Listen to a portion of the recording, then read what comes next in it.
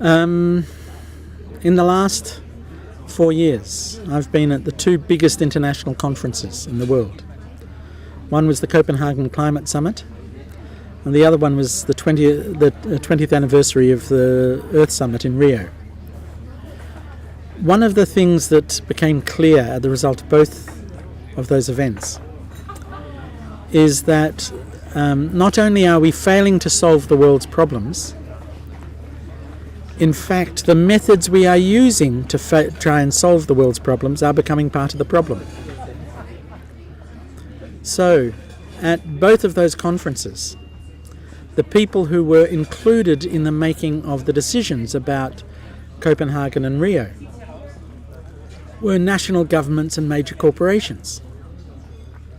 And it's national self-interest and the endless accumulation of profit that's the source of the problem, not the source of the solution. And the issue is that, as Einstein says, if you want to solve a problem, you can't use the same method that was used to create the problem in the first place. And the second thing he said was that if you try using the same methods over and over again and expect a different result, that's the mark of complete imbecility. And so we need a different method. And I think the different method is that we need to wake up the community. It's the community itself that is probably about 20 or 30 years ahead of the governments at the moment. But how do we build methods or techniques or tools that enable community mobilization on a massive scale? And I think that what is required to do this is to liberate the collective intelligence of people in groups. Because what we find is that you get a group of people together and they have a degree of skill, ability, knowledge, wisdom, understanding that is far greater than the individuals in that group. And yet at the moment we are constantly trying to solve problems as individuals. So how do we build a group that is really capable of making a change? And that's what Dragon Dreaming is about. How do we build groups that undertake projects of service to the earth, building community and personal growth that really make a difference? And Dragon Dreaming is dedicated to that task. The question was, how does it work? And what we found is that every single project that has ever been done starts as the dream of just one person. And more than 90% of projects get stuck in the dreaming stage. And the reason why we found is that people don't share their dreams. They privatize their dreams. They're a bit afraid of sharing their dream because they're afraid of being laughed at or considered crazy or something else. So people don't share their dreams. And that's the first blockage. So if you want to make your dreams come true, the first thing you have to do is build a team of people around your dream that will support you in making that dream come true. But there's a second problem, because that if I'm working on your dream, there's a different energy than if I'm working on our dream. And so your dream has to die so the project can be reborn as our project. And that's a difficult process because it means it requires humility, it requires stepping outside your comfort zone, it requires letting go. And most people are not prepared to let go of their dreams once they've had them because they want their dream. They'd much prefer you to work on my dream than working on our dream. The third step is that you have to take the dream, the collective dream, and build it as a plan. But 90% of projects don't work according to plan. In fact, if you can find a project that works according to plan, I haven't seen one yet. And the problem is that we think of planning, we've got a faulty conception about the nature of planning. In fact, we have a faulty conception about the nature of who we are. We think that we are a head that controls the body, and that's not true. And so planning is where it's something that the head of the organisation takes over and tries to control the body.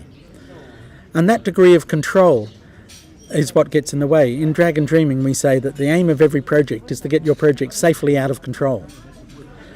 And so that the planning process is not something that's done by the head, because if it's the head of the organisation that does all the plans, then you've just created two groups of people who can blame each other when things go wrong.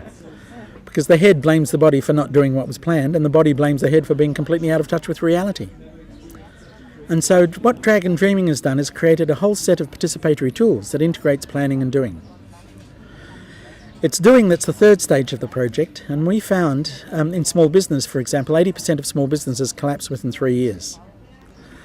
In non-government organisations, it's probably higher.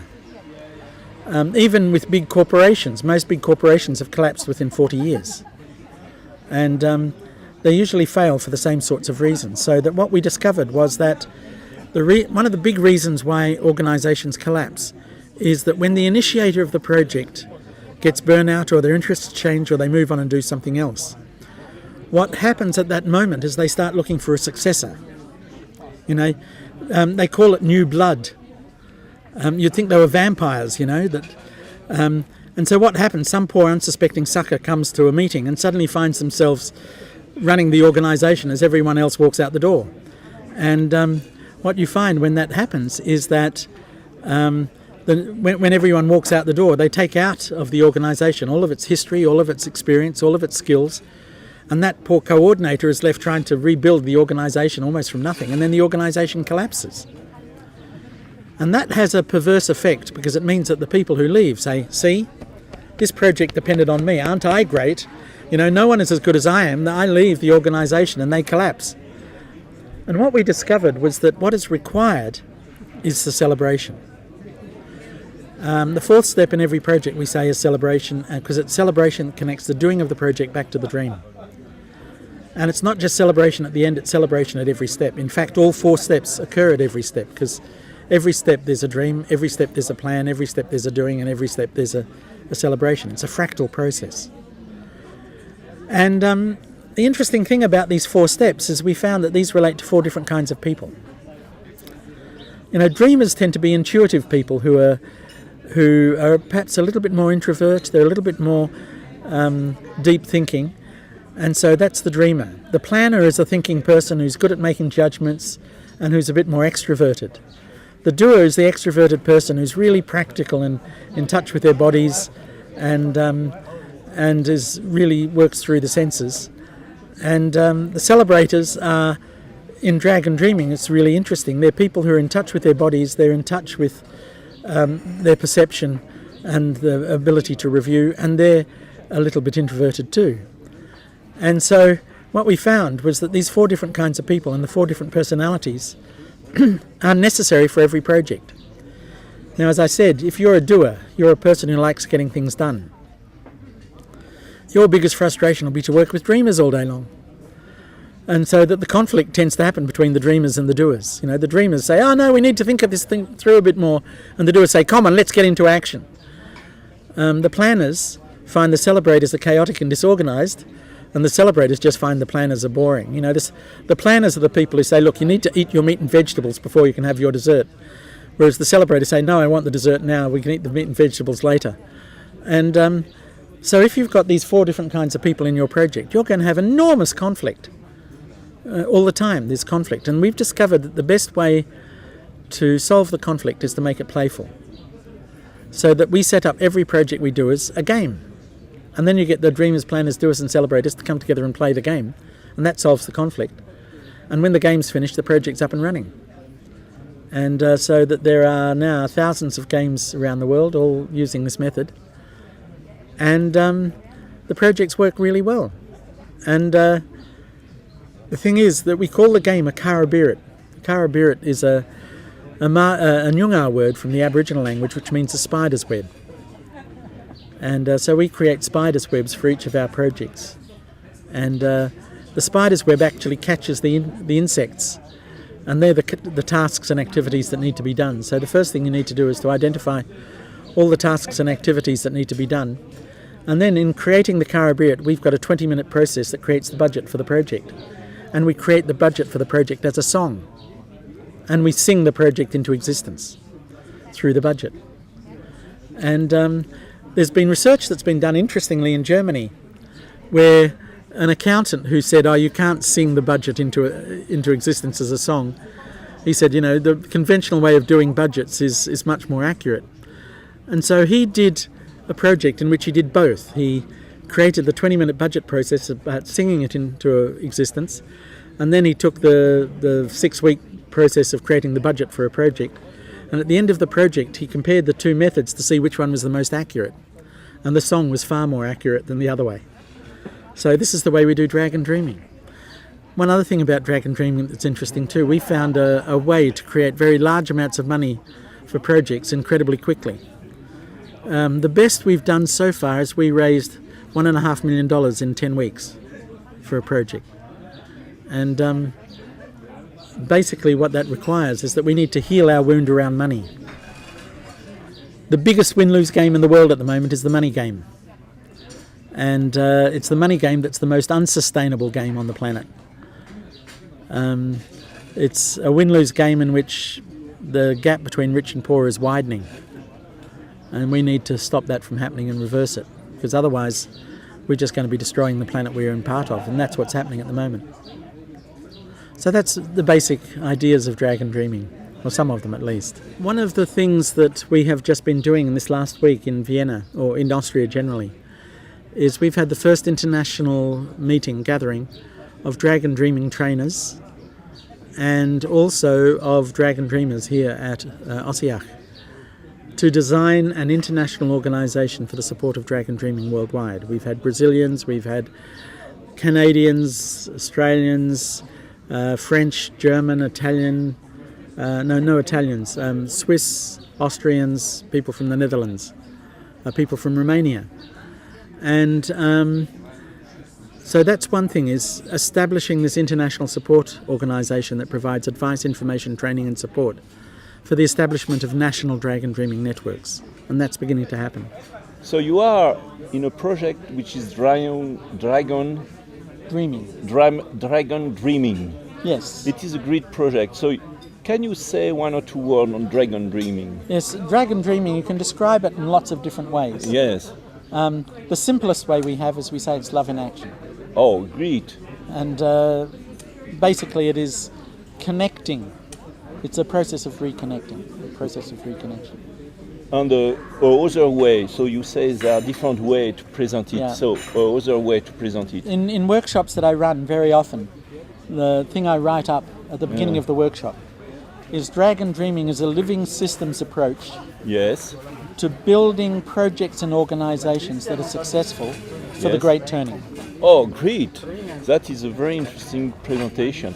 So why do we need to make this shift now at the planetary level?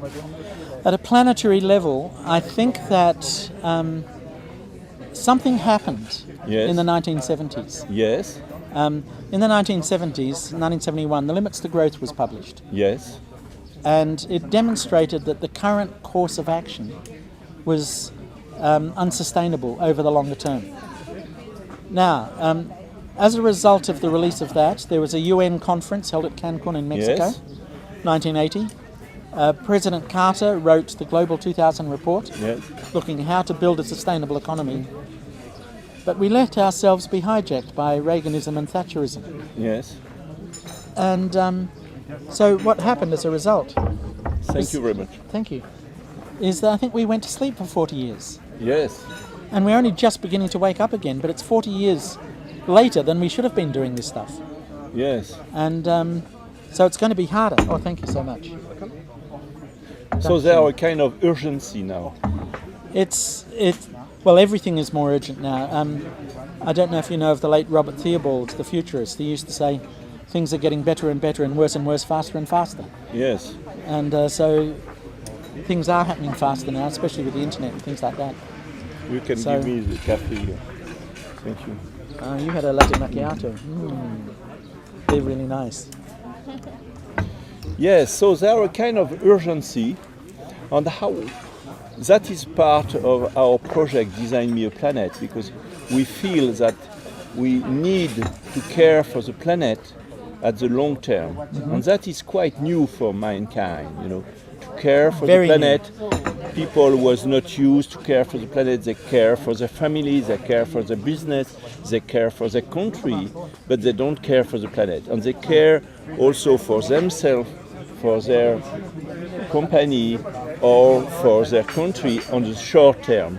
And now we have to learn to care at the planetary level as a family who care for his well-being as a whole, Yeah. and we have to care also at the long term because our children Yeah, need to have a planet still to live, you know. Exactly.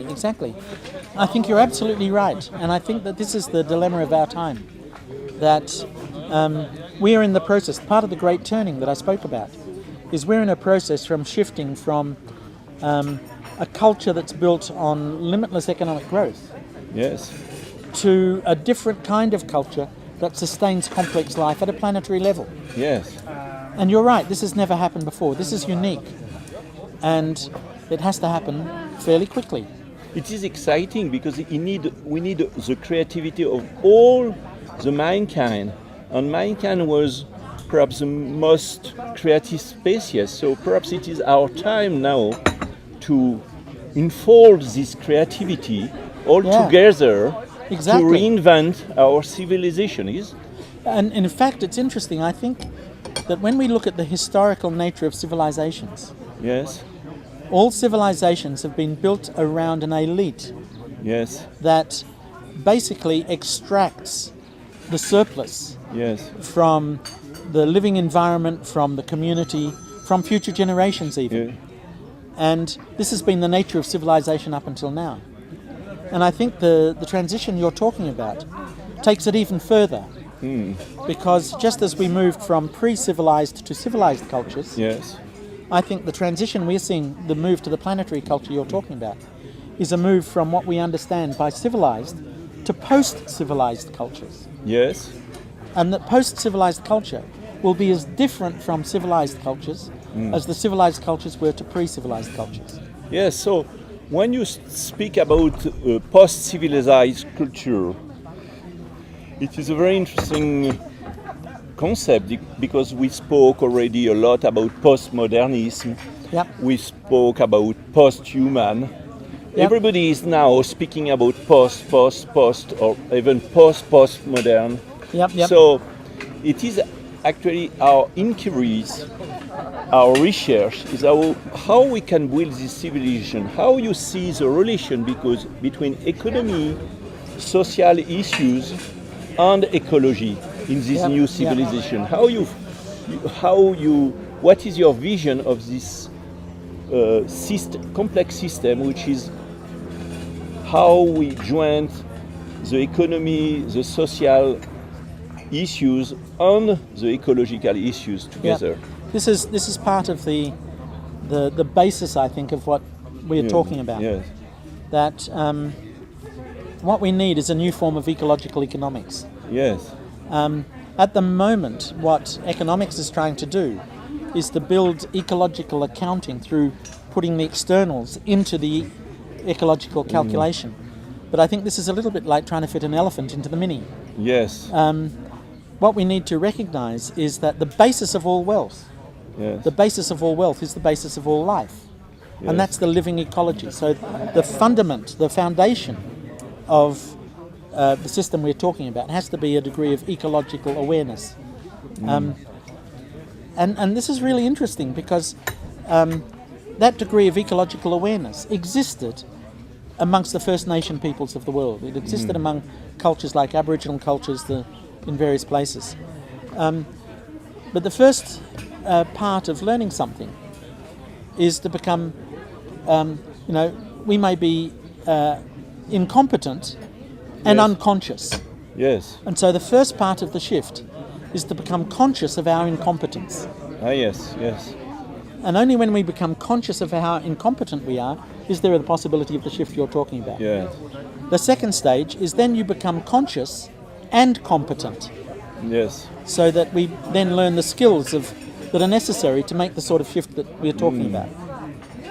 And once we're really good at that, then maybe that can start happening automatically, Great. so that we can be competent and have it happen automatically as a part of just life. Yes. And that's the shift that we're talking about, I think. Yes, definitely. And we spoke about the connection between ecology and economy. But what about mankind as a sociologist group, Yeah. And this is the as reason a why social group? this is the reason why I think it's important that we have this this idea of the way in which these systems interact.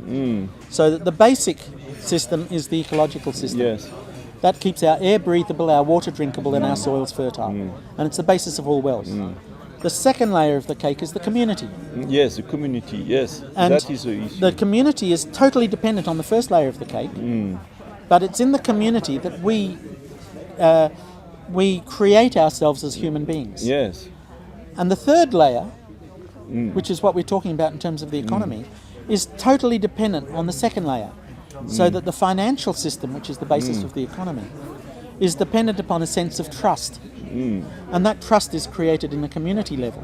Yes. And the community itself is created as a result of being dependent on the ecology. So, you know, one of the problems I find with the sustainable development debate is that they see sustainability as what we call the Mickey Mouse diagram. Yes. You know, here's the sustainable ecology, here's the sustainable society, and here's the sustainable ecology. And it doesn't work like that. Yes. In fact, it's more like a 3-layer cake, Yes. with each layer of the cake resting on top of the one below. Yes. So that is great. In a way, we was walking on our head because Exactly. we have put economical system as a first layer, and then we try to do a There's little a of bit of social, society and a little bit on ecology. and then a little of ecology, and we have to reinverse. It is really a shift where we put ourselves again on our foot, which is Exactly. the ecosystem, and then A viable the social, ecosystem is the base. And the social group Is the and second. and then the third, And then the financial system is totally dependent on the other. And the other one too is the political system is the last one. Yes. Because the political system gets its base out of taxation of the financial system. Yes. And so the political system is like the icing on the top of the cake.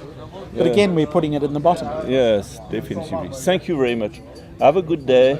Thank you. And we are going to do some great journey together, developing forward to a sustainable planet for our children. Yeah. Have a good And I day. look forward to it, Bye-bye. and thank you so Bye-bye. much. See you.